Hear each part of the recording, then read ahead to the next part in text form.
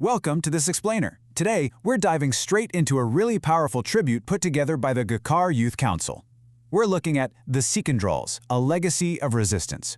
We're going to unpack a short but honestly incredibly heavy document that builds this vivid narrative of an unbroken martial history spanning generations. Let's get right into it, shall we?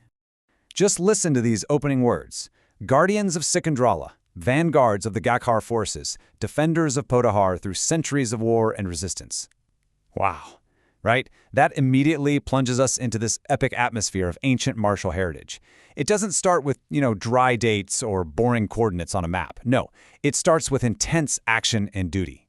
Think about those three titles: Guardians, Vanguards, Defenders.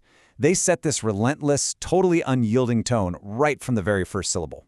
It tells us right away that we aren't just looking at a passive family tree here. We are looking at an active, living defensive shield. Moving on to part 1, the Sikandral lineage. Because before we can fully grasp the immense scale of the battles they fought, we really need to know exactly who these defenders actually were. So the root of this massive family tree traces all the way back to a single foundational patriarch, Malik Sikandar Khan.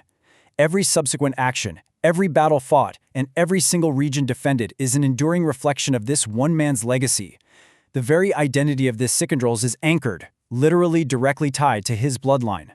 And this wasn't just some fleeting moment of glory. By spanning from the era of Waryam all the way down to Lehri, we're looking at a completely unbroken, continuous chain of martial descendants. It really highlights that the strength of Malik Sikandar Khan definitely wasn't just a flash in the pan. It was this enduring, powerful force passed down generation after generation. That brings us to part 2, 3 pillars of defense. So we know who they are, but what exactly did this lineage carry on their shoulders? Their historic responsibilities scaled outward brilliantly. It's almost like looking at expanding rings. First, there were the guardians of their immediate home, Sikandrala. Then they stepped up militarily, acting as the vanguards, the frontline leaders, basically, of the Gakhar forces. And finally, their duty expanded geographically even further, standing as the defenders of the entire Pothohar region.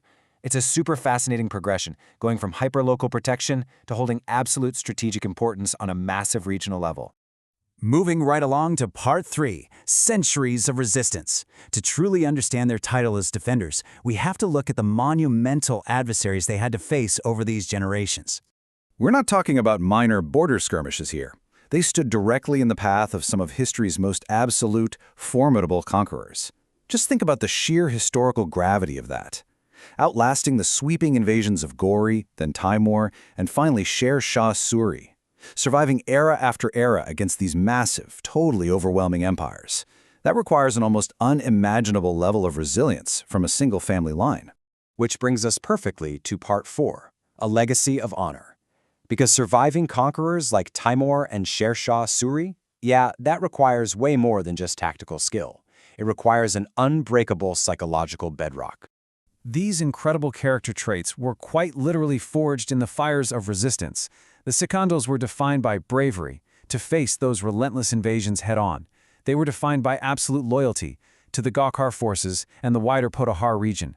And of course, the honor required to maintain Malik Sikandar Khan's legacy totally intact from Waryam to Lehri.